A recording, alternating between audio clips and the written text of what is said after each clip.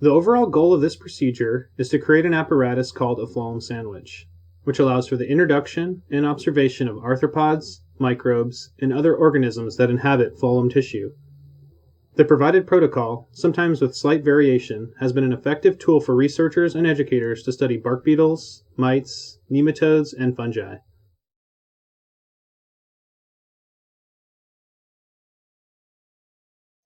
First, a suitable tree is located.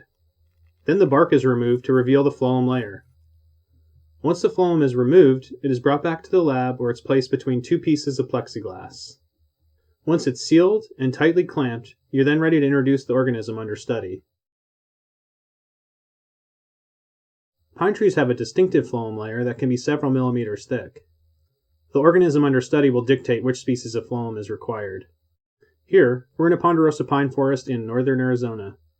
We're searching for an ideal tree that is modestly sized, has a large crown, and few lower branches.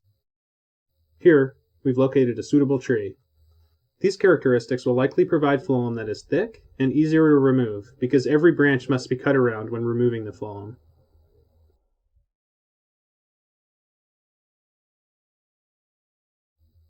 Here's an example of the equipment we use to harvest a tree.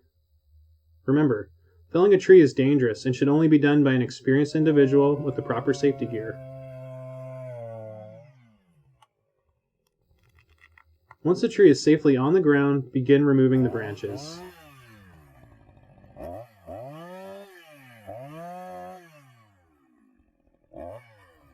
Then cut the bole into manageable pieces, usually around 6 to 8 feet depending on the tree's diameter.